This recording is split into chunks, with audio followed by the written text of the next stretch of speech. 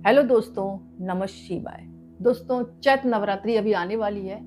2025 में इसका आरंभ हो रहा है 30 मार्च को, रविवार के दिन। तो सब प्रथम तो आपको चैत्र नवरात्रि की बहुत बहुत शुभकामनाएं, बधाई।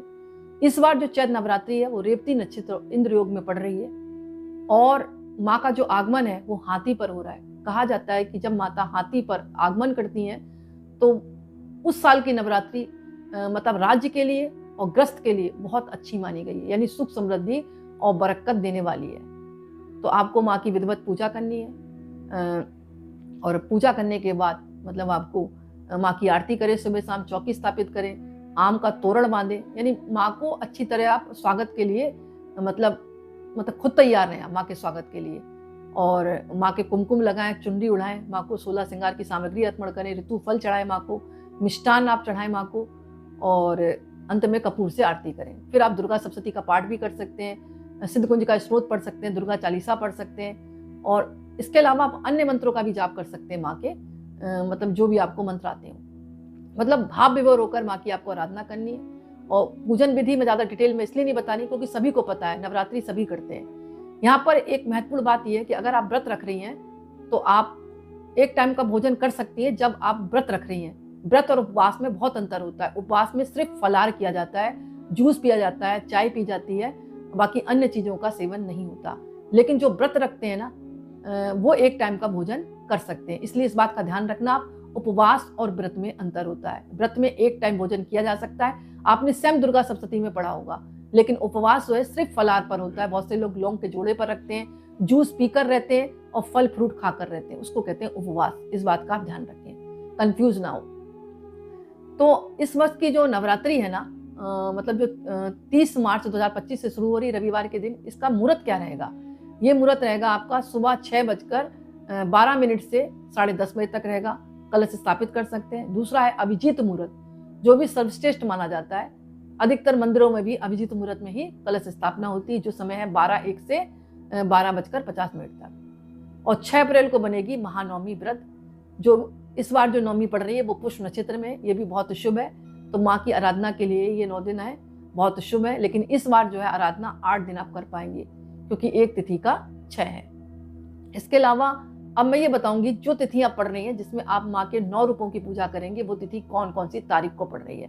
जैसे पहले दिन पड़ती है प्रतिपदा, जो कि 30 मार्च को पड़ेगी, जिसमें माता शैलपुत्री की आराधना करेंगे आप। इसी दिन आप कलश स्थापना करेंगे। कलश स्थापना के मुहूर्त मैंने बता दिया, या तो आप सुबह करें 6:15 से, या फिर आप दोपहर वाला करें मतलब 12 से 12:50 के बीच में। दोनों ही मुहूर्त सर्वश्रेष्ठ है। दूसरी तिथि द्वितीय तिथि पड़ती है जो कि 31 मार्च को पड़ेगी, जिसमें माता ब्रह्मचारिणी की पूजा करेंगे। तृतीया तिथि 1 अप्रैल की पड़ेगी, जिसमें आप माता चंद्रघंटा की पूजा करेंगे। चतुर्थी तिथि पड़ेगी 2 अप्रैल को, जिसमें माता कुष्मांडा की पूजा करेंगे आप। पंचमी तिथि पड़ेगी 3 अप्रैल को, जिसमें माता स्कंद माता की पूजा करेंगे। और षष्ठी तिथि पड़ेगी 4 अप्रैल की, जिसमें माता कात्यायनी की पूजा होगी। और इसके अलावा 7वीं तिथि पड़ेगी 5 अप्रैल 2025 को, जिसमें माता कालरात्रि की पूजा होगी। अष्टमी और 9वीं तिथि को 6 अप्रैल है, मतलब 6 अप्रैल को पड़ रही है अष्टमी और 9वीं तिथि। तो इसमें महागौरी और सिद्धदात्री की पूजा होगी। इस बात का आप ध्यान रखें। अष्टमी की पूजा भी होगी और 9वीं की पूजा भी इसी दिन होगी 6 अप्रैल को, जिसमें माँ गौरी और सिद्धदात्री की पूजा होगी। इसके बाद ही आपकी पूजा संपन्न होगी। यहाँ पर मैं आपको कुछ नियम बताऊंगी।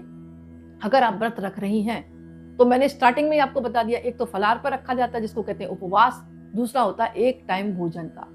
या फिर अगर ये भी नहीं कर सकते तो पहला और आखिरी उपवास रखकर आपको 9 दिनों का फल प्राप्त हो सकता है। ये 3 प्रक्रियाएं हैं व्रत रखने की।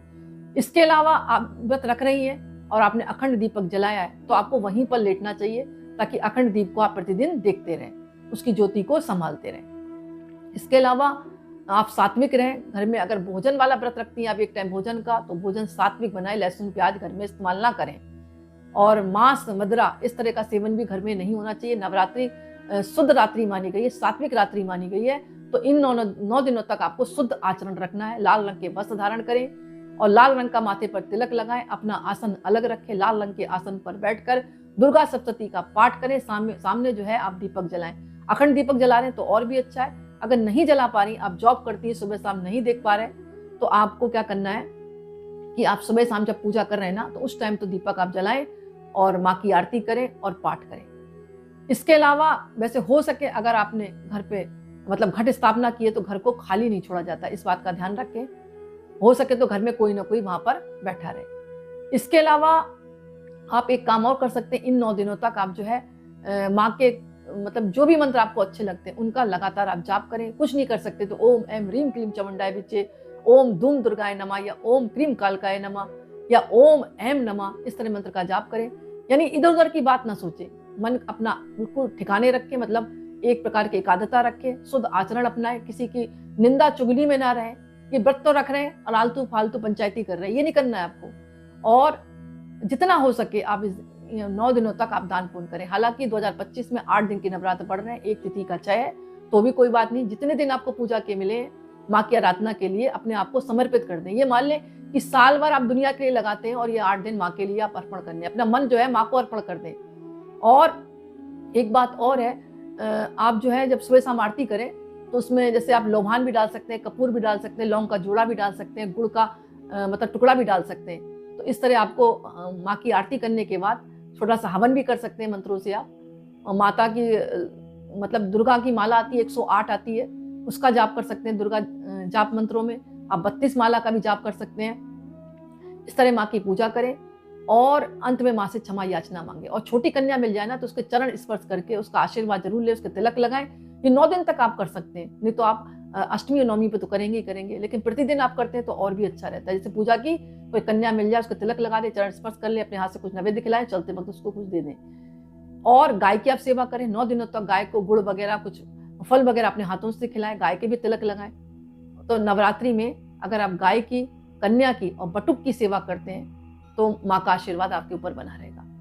हो सके तो बुजुर्गों का अपमान ना करें, अपने घर की जो माता उनका अपमान ना करें, अपनी पत्नी का अपमान ना करें, क्योंकि दुर्गा शक्ति आप जानते हैं महिला से संबंधित मानी जाती है। तो महिलाओं का भी आपको सम्मान करना है इन 9 दिनों तक। ये नहीं कि आप भूखे तो रह रहे हैं लेकिन मतलब आपको क्रोध भी आ रहा है, उटपटांग भी बोल रहे हैं, दूसरों का अपमान भी कर रहे हैं, तो कम से कम ये 9 दिन आप शांति से रहें, तभी आपको व्रत का पूर्ण फल प्राप्त होगा। नहीं तो भूखे रहने से फल प्राप्त नहीं होगा, पहली बात तो ये है। और मन को जितना एकाग्र रहेंगे, जितना एकाग्र में लगाएंगे, उतना ही आपको उत्तम फलों की प्राप्ति होगी।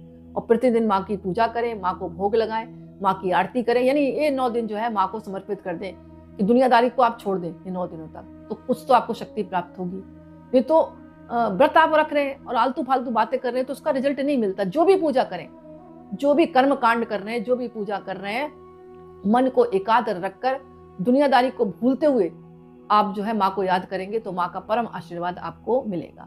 दुनियादारी भूलने का मतलब है मेरा ये नहीं कि घर गृहस्थी छोड़ दें, घर गृहस्थी में काम करते हुए, मतलब कहावत भी है, नाम जपते रहो काम करते रहो। तो माँ को ध्यान करते हुए आप कोई भी काम कर रहे हैं, खाना बना रहे हैं तो माँ के मंत्रों का जाप कर सकते हैं, चल फिर रहे हैं तो माँ के मंत्रों का जाप कर रहे हैं। बस शुद्धता का ध्यान रखें, पूरा मन जो है समर्पित कर दें, फिर आप देखें आपके मन में ही माँ का एक कमल का फूल खिलेगा जो आपको शक्ति प्रदान करके जाएगा। तो दोस्तों छोटा सा वीडियो था, पसंद आए तो लाइक करें, कमेंट्स में नमः शिवाय जरूर लिखें। नवरात्रि पर है इसलिए जय माता दी जरूर लिखें। बहुत बहुत धन्यवाद।